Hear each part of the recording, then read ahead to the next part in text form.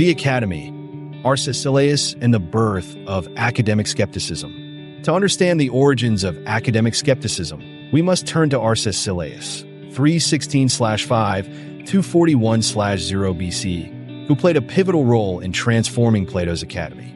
After assuming leadership of the Academy around 266-268 BCE, Arcesilaus initiated a significant philosophical shift, moving the Academy away from its traditional Platonic doctrines towards a more skeptical orientation. Arcesilaus was profoundly influenced by the methods of Socratic inquiry, which he encountered through Plato's dialogues.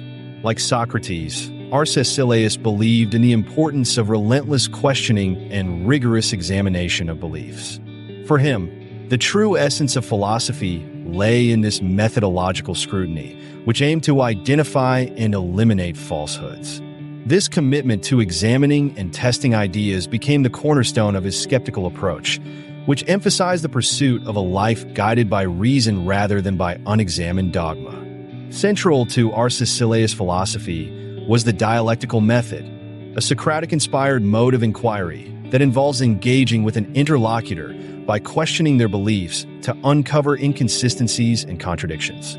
This method, while often leading to provisional conclusions rather than absolute truths, highlighted the limitations of dogmatic assertions.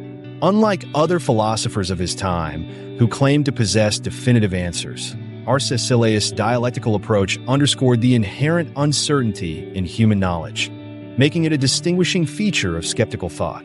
One of the major philosophical disputes that Arcesilaus engaged in was with the Stoics, particularly concerning the criterion of truth.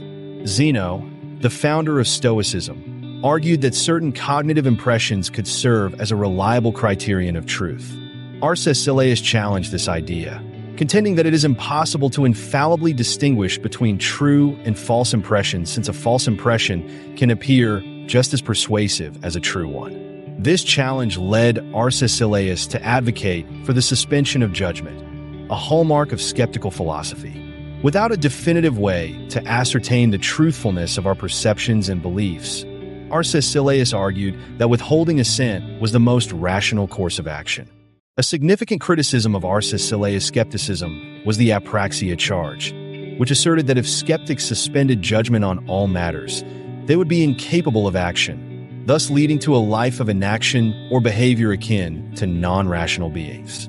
The Stoics, who believed that action required assent to impressions, argued that skepticism would render one unable to navigate the world effectively. Arcesilaus countered this criticism by distinguishing human rationality from mere animal behavior. He argued that skeptics could act based on rational impressions without necessarily assenting to them as true or false.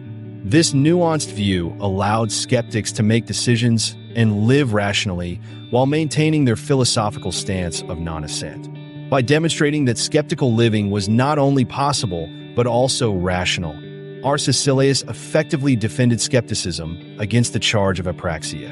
Arcesilaus' introduction of skepticism into the Academy redefined the course of Platonic philosophy and inspired future generations of thinkers. His refusal to claim knowledge, his commitment to rigorous inquiry, and his defense of skeptical action laid the groundwork for later developments in both academic and Pyrrhonian skepticism. Carneades, 214-129-8 BCE, is a towering figure in the history of skepticism, particularly within the Hellenistic period. Building on the foundation laid by Arcesilaus, Carneades brought academic skepticism to new heights, directly challenging the prevailing notions of knowledge, particularly those put forth by the Stoic school.